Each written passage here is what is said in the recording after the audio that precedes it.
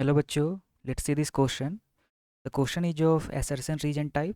Assertion is spring balance shows incorrect readings after using it for a long time. Region is spring in the spring balance loses its elastic strength over the period of time.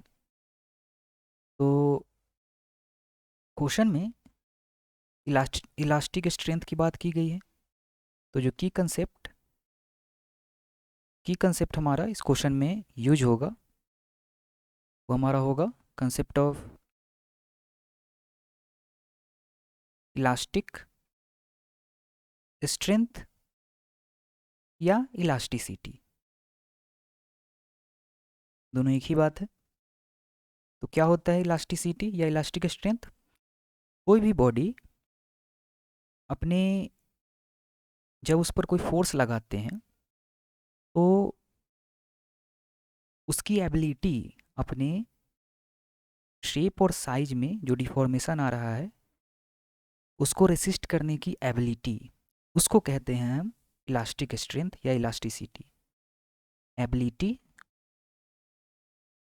Ability to resist a change in shape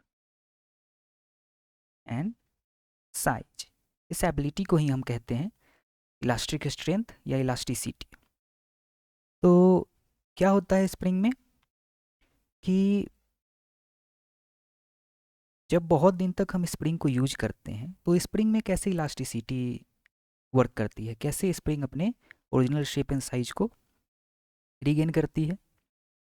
ability to resist and regain क्योंकि elasticity के कारण ही spring ये shape and size में change तो आ जाता है लेकिन वो फिर से अपने ओरिजिनल शेप को रीगेन कर लेती है।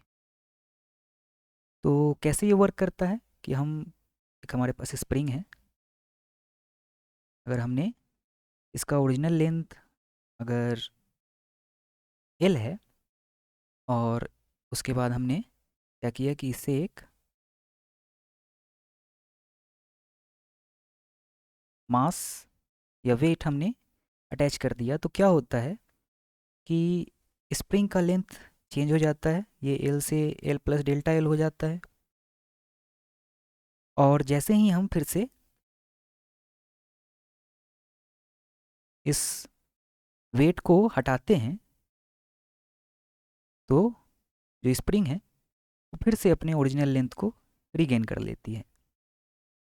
लेकिन ओवर टाइम जब हम स्प्रिंग को यूज करते हैं तो क्या होता है कि जो स्प्रिंग है वो अपने ओरिजिनल लेंथ से स्ट्रेच हो जाती है, अपने ओरिजिनल लेंथ से स्ट्रेच हो जाती है। और अब जो है इसका लेंथ एल ना होकर क्या हो जाता है,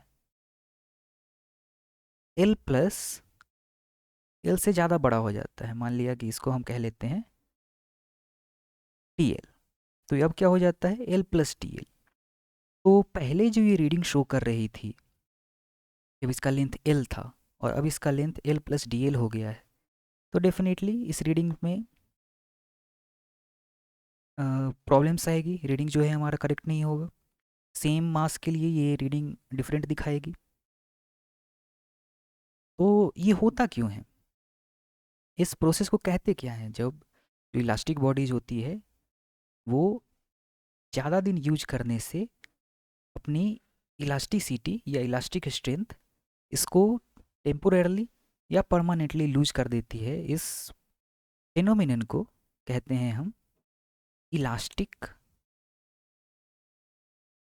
elastic fatigue.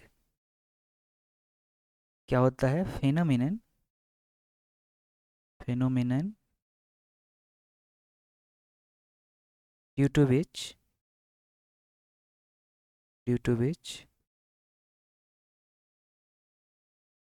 elastic bodies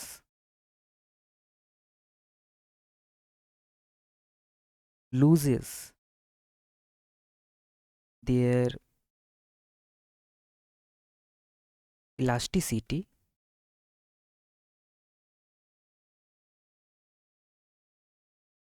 permanently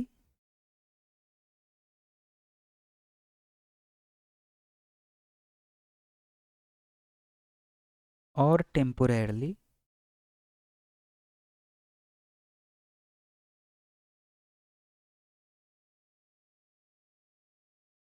over the time, over long period of time, long period of time. इस फिनोमिनन को हम कहते हैं इलास्टिक फटीग। तो चलिए अब हम अपने क्वेश्चन को देख लेते हैं। क्वेश्चन में है कि spring balance shows incorrect readings after using it for a long time. Of course ये सही है, ट्रू है।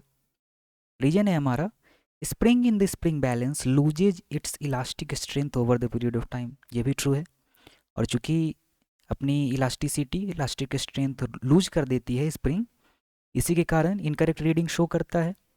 तो जो हमारा रीजन है वो करेक्ट एक्सप्लेनेशन भी है असर्शन का। तो जो हमारा करेक्ट ऑप्शन होगा वो ऑप्शन ए होगा। Hope you understood it well, best of luck.